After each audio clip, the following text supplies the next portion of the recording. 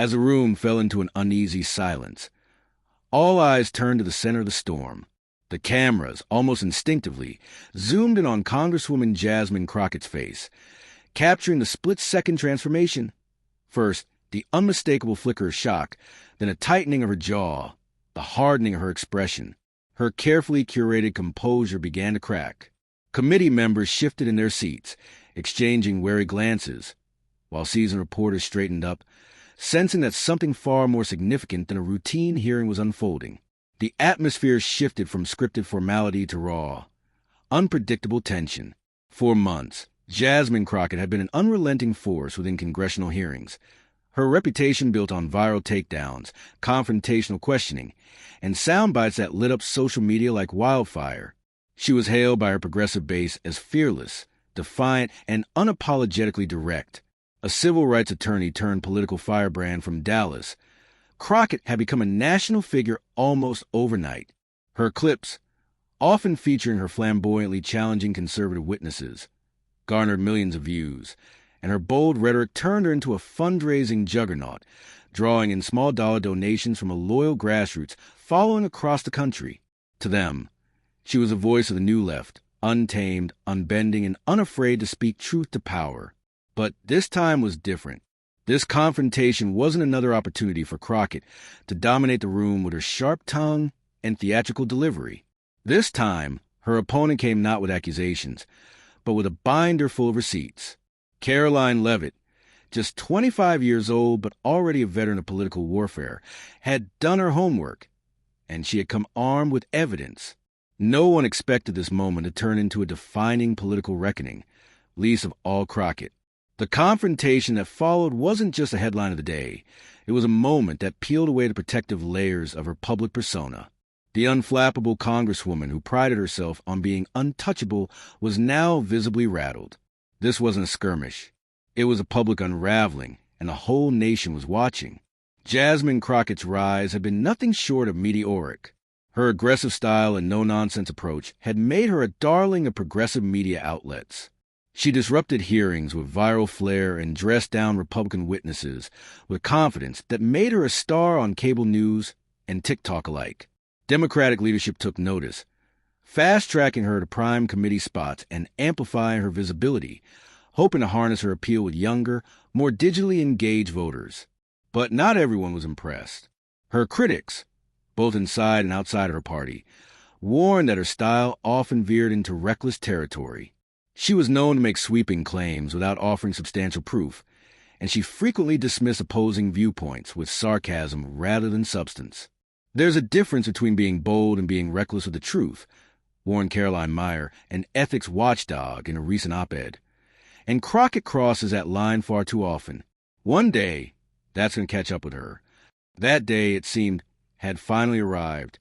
Across from Crockett sat Karoline Leavitt, young, sharp, and meticulously prepared. Leavitt, once a rising star in the Trump administration and now a polished Republican communicator, had spent years building a reputation for precision and intellectual discipline. Unlike many of her contemporaries who thrived on outrage and theatrics, Leavitt played a longer game. She didn't just challenge her opponents. She cornered them with documented facts, timelines, and paper trails. Leavitt doesn't shout. Political analyst David Axelrod had noted. She builds a case, and when she delivers it, there's no room to wiggle out. The clash between these two rising stars had been brewing for months. Crockett had publicly mocked Leavitt as a Trump mini-me, dismissing her credentials and implying she was just another GOP mouthpiece parroting right-wing talking points. Leavitt, in return, had criticized Crockett's performative approach and her habit of making noise without bringing proof. So when the two women were seated for the same House Oversight Committee hearing on campaign finance transparency, the stakes were already sky-high. On paper, the hearing was just another policy session. Democrats pushing for more oversight and transparency, Republicans warning against government overreach and the suppression of political speech. The opening hours played out predictably, with members from both parties offering rehearsed remarks and partisan sound bites. Then came Crockett's turn. As usual, she commanded the microphone with flair. She directed her ire at Hans von Spakovsky, a Republican witness and former FEC commissioner. Her questions were fiery, her tone uncompromising, and her words calibrated a trend on social media. She hammered the witness with accusations, questioned his integrity, and dismissed his answers with derision. But just as she seemed to be finishing with another viral moment secured, the chair yielded the floor to Leavitt. With calm precision, Leavitt opened a thick file folder and began laying out her case. Not against a witness, but against Crockett herself. She presented emails, official records, and archive statements that directly contradicted several of Crockett's previous public claims about campaign donations and alleged corruption. The documentation was clear, methodical, and hard to refute. Crockett's trademark confidence evaporated in real time. She leaned back, glanced nervously around the room, then leaned forward again as if regaining her composure. But it was too late. The air had shifted. Even allies on the committee sat still, unsure how to respond. Reporters furiously scribbled notes. This wasn't just a political loss. It was a reputational hit that could take months, even years, to recover from. And in that moment, as the cameras rolled and the silence deepened, it became clear. The myth of Jasmine Crockett as an unshakable icon of progressive defiance had just taken a serious blow, and it came not from an enemy shouting at her across the aisle, but from a calm, prepared adversary who let the evidence speak for itself. The American people deserve to know who's buying influence, Congresswoman Jasmine Crockett declared, her voice sharp as she leaned into microphone, making direct eye contact with the witness and the cameras alike. Wouldn't you agree that hidden donations undermine democracy itself? She continued, her tone rising slightly, a familiar rhythm setting in, the kind of charged delivery that made headlines and spawned thousands of viral clips. Hans von Spakovsky, the former Federal Election Commission official and a Republican witness at the hearing, began what sounded like a careful, nuanced answer. He referenced constitutional protections and privacy rights, trying to lay out the delicate balance between transparency in political contributions and the freedom of association, a principle upheld repeatedly by the Supreme Court. But Crockett was having none of it. "It's a simple yes or no question," she snapped, cutting him off mid-sentence, her voice echoing through the chamber. Von Spakovsky tried again, gently reminding the committee that these were complex legal matters not easily reduced to binaries. Crockett sighed loudly, rolling her eyes for dramatic effect. "I'll take that as a confirmation that you support keeping voters in the dark," she declared, spinning his reluctance into a damning soundbite. The audience in the chamber shifted, some smirking approval, others clearly uncomfortable with the overtly performative display. It was vintage Crockett, commanding, confrontational, and perfectly tailored for a social media audience hungry for viral moments of resistance. She wasn't there to build consensus. She was there to dominate. But then the temperature in the room began to shift. When it was Karoline Leavitt's turn to speak, the tone of the hearing changed almost imperceptibly. There was no fire in her voice, no dramatic pauses or raised eyebrows. Instead, Leavitt approached the microphone with calm precision. Her posture was upright, her tone controlled. "Mr. von Spakovsky," she began, "could you please explain the legal difference between undisclosed donors and the legitimate privacy protections that have been repeatedly upheld by the Supreme Court?" The witness, visibly relieved to be treated with professional courtesy, provided a thorough and uninterrupted explanation, citing specific case law, constitutional interpretations, and the legal safeguards that allow Americans to support causes without fear of retaliation or harassment. Leavitt nodded. "Thank you for that clarification," she said simply. But then she pivoted.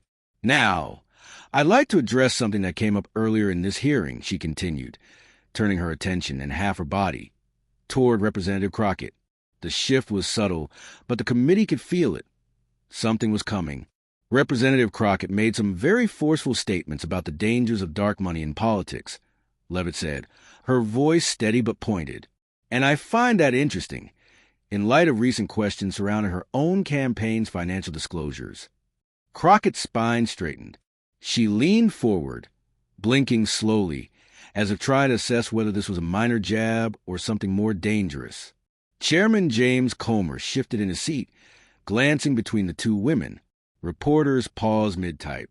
"Just last month," Leavitt continued, now referencing a printed transcript she had in front of her, Representative Crockett testified under oath before this very committee that she had, quote, never had contact with or solicited funds from any foreign-connected donor. That was her exact phrasing. Crockett immediately reached for her microphone. I stand by that statement. Are you accusing me of perjury, Ms. Leavitt? I'm not making accusations, Leavitt replied smoothly. I'm asking about specific evidence.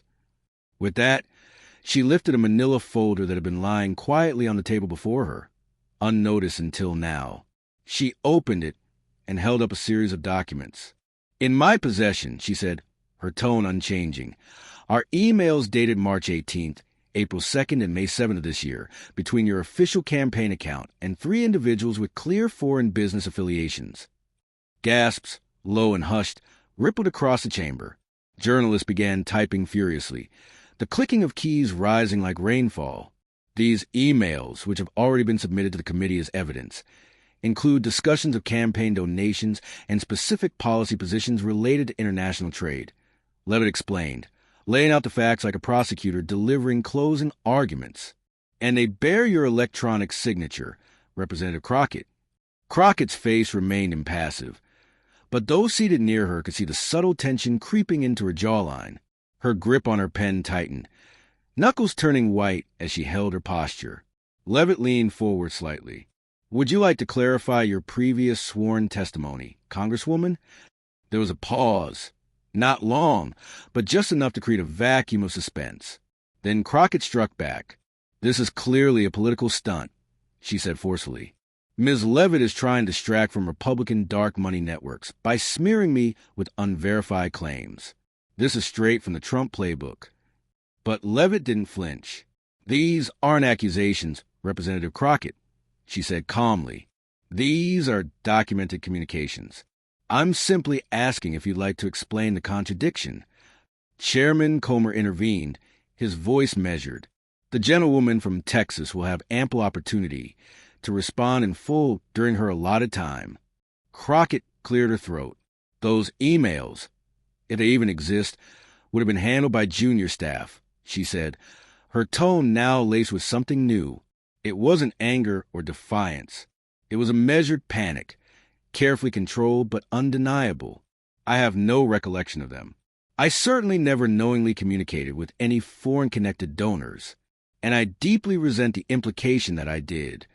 Leavitt's response was quiet, devastatingly quiet. She reached down, pulled out a single printed page, and calmly placed it on the document camera. Instantly, the screens around the hearing room lit up with the contents of the email. It was unmistakably from Crockett's personal account. The email was addressed directly to a donor, personally thanking them for a generous contribution and referencing specific international trade policies. The message concluded with a line that read, "Looking forward to continuing our mutually beneficial efforts." The donor's signature block clearly listed them as an executive of a foreign-based company. This doesn't appear to be from junior staff, Leavitt said softly, barely above a whisper. It appears to be from your personal email account. The silence that followed was total. The air in the hearing room grew heavy as Leavitt gently but firmly pressed forward, her voice calm and unwavering. This email directly discusses both the campaign donation and specific policy outcomes. Representative Crockett, would you like to revise your earlier statement in light of this evidence? The room went still. Not a single keystroke from the press gallery, not a whisper from the audience. Every pair of eyes locked on Congresswoman Jasmine Crockett, the once indomitable progressive firebrand, known for her fierce cross-examinations and viral mic drop moments. Now, for the first time in her political career, she appeared paralyzed, caught between impossible options of denying an email that bore her own name and tone or admitting she may have misled Congress under oath. 5 seconds passed. 10. 15. The silence dragged on, thick and suffocating. Chairman James Comer finally interjected, his voice low but firm. The gentlewoman from Texas has a floor. All heads swiveled back to Crockett, whose hands, typically animated and commanding, now clenched the pen so tightly her knuckles blanched white. She inhaled, exhaled, and then, in a voice uncharacteristically subdued, she said, "I would like to review those documents more carefully before responding further." For a woman whose political brand was built on rapid rebuttals and righteous indignation, it was a near admission of defeat.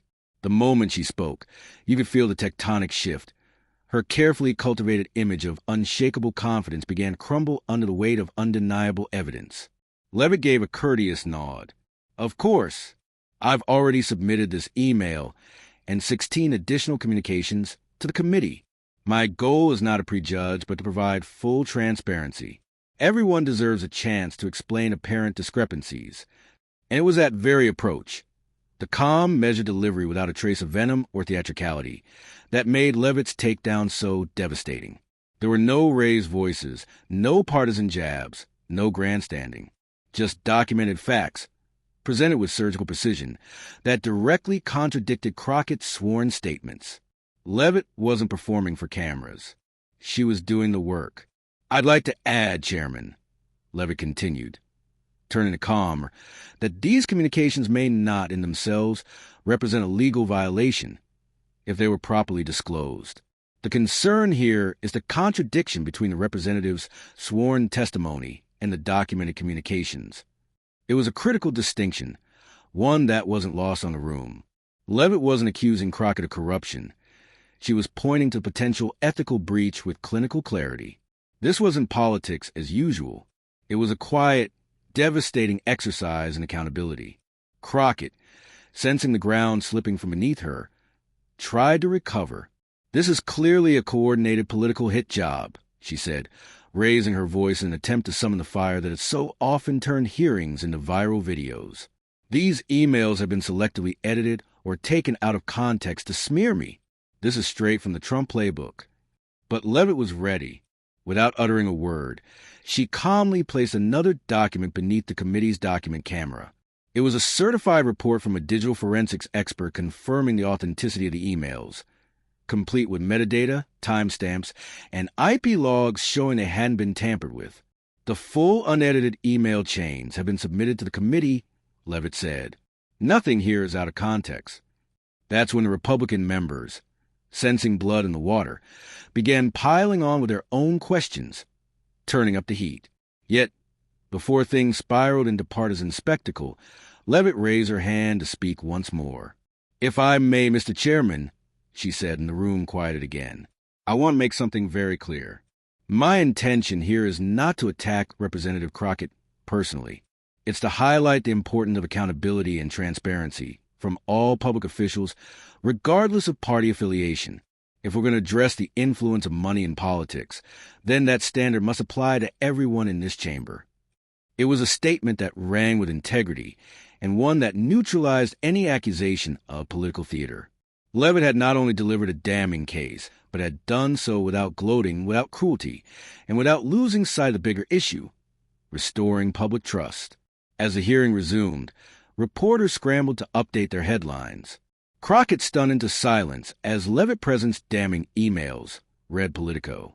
Progressive powerhouse cornered in ethics clash. Posted the Hill. Across every major outlet, analysts were already dissecting the hearing as a political earthquake. Jennifer Lawson, a respected political analyst on CNN, summed it up perfectly that evening. It's not just that Crockett was caught in a contradiction. It's that she had no response when it mattered most. For someone whose entire persona is built around unflinching candor and moral clarity, that silence spoke louder than any soundbite ever could. Meanwhile, over on Fox News, conservative commentator Michael Steele offers a surprisingly nonpartisan take. This wasn't a hit job. This was pure accountability. And it didn't come with fireworks. It came with facts. Inside the hearing room, the change in energy was unmistakable. Crockett, once a dominant force in any committee session, now seemed smaller, diminished. When she tried to interrupt another witness later in the hearing, Chairman Comr, who had long allowed her leeway, shut her down with a curt reminder of the rules. Even more telling was the silence from her Democratic colleagues, many of whom averted their eyes or quietly slipped out before the cameras followed them. There were no shouts of reclaiming my time this round, only damage control. By the end of the 3-hour session, the political fallout had already begun. Social media was flooded with clips of Crockett's speechless reaction. Hashtags like hashtag emailgate and hashtag Crockett contradiction trended for hours for a woman who once prided herself on never backing down. The image of her staring blankly at a screen bearing her own words, caught in a contradiction, may have done more damage than any opponent ever could. In a moment that would soon dominate headlines, Leavitt didn't just arrive prepared. She arrived with ironclad receipts, and Jasmine Crockett had no credible response. It wasn't the dramatic yelling or the partisan fireworks that left an impression. It was the unflinching calm with which Leavitt laid out her evidence. Perhaps what stung the most for Crockett were the reactions from progressive media outlets that had, until recently, celebrated her fiery, confrontational style. A leading progressive news site that profiled her just weeks earlier ran a headline that captured the shift in tone. When boldness meets preparation, a lesson in political accountability. It was clear this wasn't just about emails anymore. It was about trust. As Crockett exited the hearing room flanked by grim-faced staffers, her expression tight and lips sealed, she refused to answer questions from the crowd of journalists eagerly trying to get a statement. Her posture, once commanding and assured, now seemed defensive, even cornered. The contrast between her and Karoline Leavitt, who lingered in the hallway to address the press with composure and principle, couldn't have been more stark. This wasn't about me, and it's not about Representative Crockett either, Leavitt told reporters calmly, brushing off attempts to cast her as the new star of the moment. It's about the principle of truthfulness, something that should rise above party loyalties. The American people deserve leaders who are honest, accountable, and respectful of the institutions we serve. That line, delivered without flourish, echoed through the political landscape like a thunderclap. In framing the issue as one of integrity, not personal rivalry, Leavitt didn't just win exchange. She redefined it. She walked away not as a political aggressor, but as a steward of accountability. The triumph was total, and Crockett's exposure complete. In the 72 hours that followed, the political fallout escalated rapidly. Jasmine Crockett, once hailed as a fearless progressive warrior and rising star in Democratic circles, found herself embroiled in a credibility crisis. Her initial attempt to downplay the email revelations, claiming they were selectively edited, collapsed under the weight of mounting evidence and the announcement that the House Ethics Committee would conduct a formal review. Leavitt had submitted not just one message, but a full set of communications, complete with verifiable metadata and expert certification. The digital trail was airtight. In response, Crockett's office issued a cautious, carefully worded statement.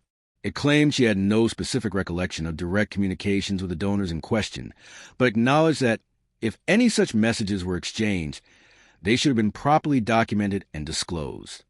It was a legalistic half-apology, one that raised more red flags than it resolved. If she didn't remember sending the emails, how could she claim they were taken out of context? Worse yet was the reaction from her allies. Progressive organizations that had once boosted her campaign events and social media presence began to quietly step away. Within days, 3 high-profile fundraising appearances were canceled without explanation. A glowing profile piece slated to run in a major progressive magazine was put on indefinite hold. The issue isn't just a potential ethics violation, explained Democratic strategist Thomas Richardson during an MSNBC panel. It's the collapse of her brand. Crockett was marketed as a no-nonsense truth-teller, someone who called out the powerful without blinking. But now, when she's the one under the microscope, she seems evasive and unprepared. That contrast is what's hurting her most. Inside Crockett's own office, the atmosphere reportedly became strained and volatile. According to multiple Capitol Hill sources, 2 senior aides submitted their resignations within 48 hours of the hearing. One junior staffer described the environment as toxic and claimed Crockett spent more time trying to identify internal leaks and scapegoats than crafting a clear response strategy. Politico quoted an anonymous aide who said, instead of damage control, she was in damage denial.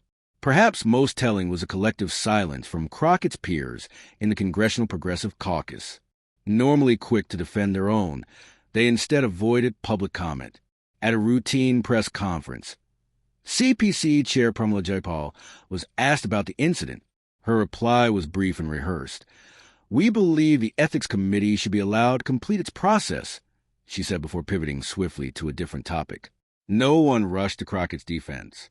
No one offered public solidarity. In Washington, that kind of silence speaks louder than words. On the other side, Karoline Leavitt was enjoying a dramatic political ascent. Her performance wasn't loud, but it was effective.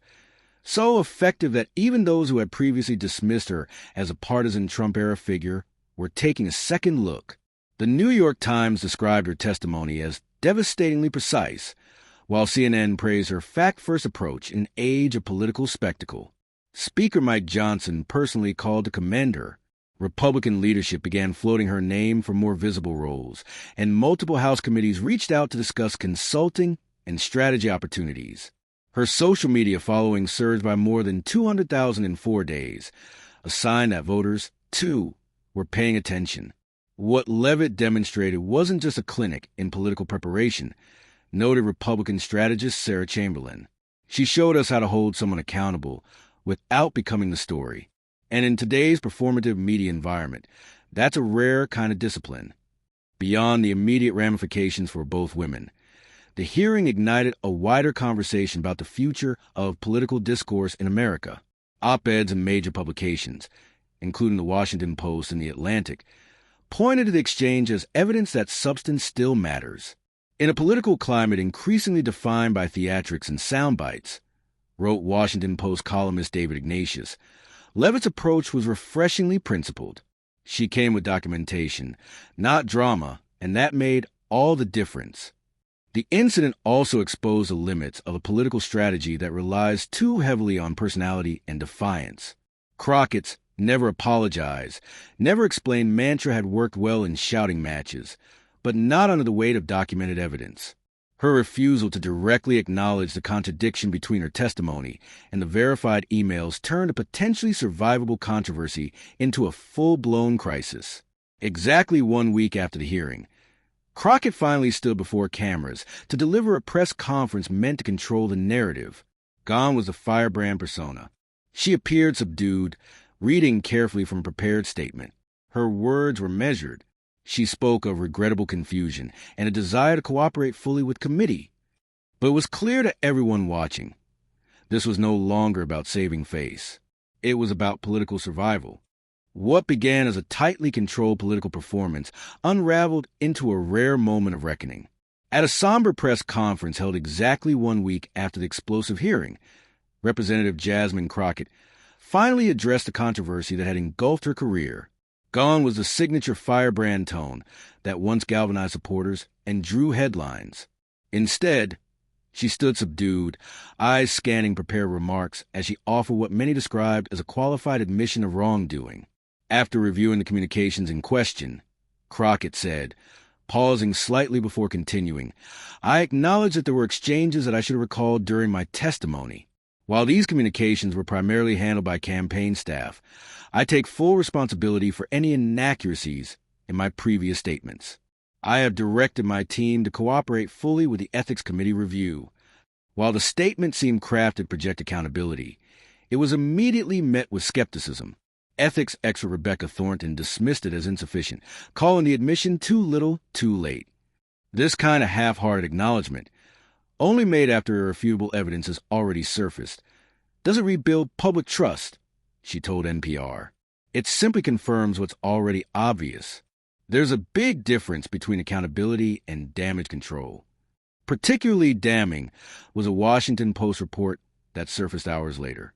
According to two sources familiar with internal conversations, Crockett had been explicitly warned by senior staffers before the hearing about potential discrepancies in her communications. One advisor quoted her as saying dismissively, "Nobody will be able to prove anything."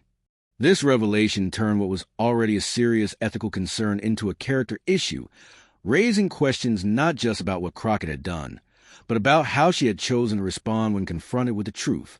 The contrast with Karoline Leavitt's approach couldn't have been more striking. In her first national interview following the hearing, Leavitt sat down with Meet the Press host Kristen Welker and spoke not with self-congratulation, but with calm clarity. "This isn't about taking down Representative Crockett," she said. "It's about whether public officials, regardless of party, can still be held to basic standards of honesty and integrity. Americans across the political spectrum value truth, And they deserve leaders who respect that framing, calm, non-combative, and focus on principles rather than personal attacks, struck a chord with the public. A bipartisan poll conducted 2 weeks later revealed that 64% of voters, including a majority of Democrats, believed Leavitt's actions were justified and necessary. Only 27% saw it as a partisan ambush. Political strategists noted how rare it was to see such consensus in a polarized environment.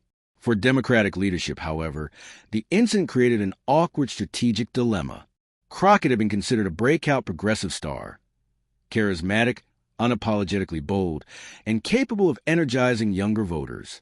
But in the span of days, she had transformed into a potential liability. According to reports from the Hill, House Minority Leader Hakeem Jeffries had privately advised Crockett to maintain a lower profile while the ethics review unfolded, a suggestion she reportedly declined, determined to defend her record publicly. That defiance, once seen as a strength, now risked further deepening her isolation. Meanwhile, political observers began to speculate that Leavitt's poised performance had marked the beginning of something much larger. At just 25 years old, she had demonstrated not only communication savvy, but the ability to hold her ground in the national spotlight without descending into theatrics.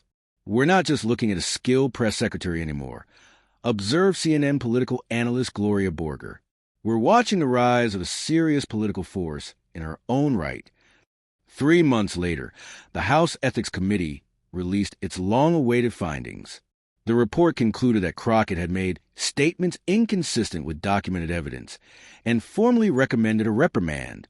While the committee stopped short of saying she had intentionally lied under oath, the language was unusually direct in its criticism.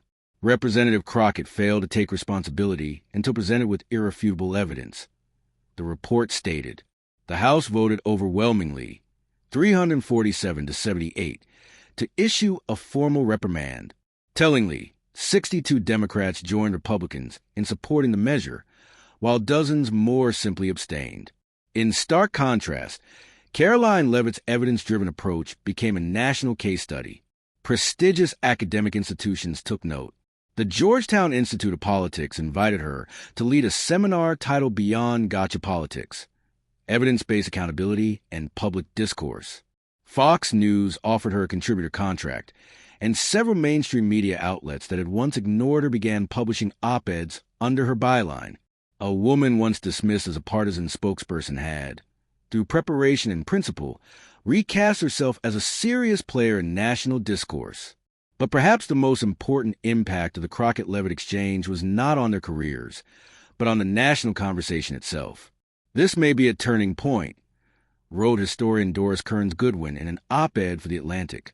In an age dominated by performative outrage and viral moments, this incident reminds us that evidence still matters, that accountability still has a place in public life, and that how a leader responds when challenged tells us far more than their most fiery speeches.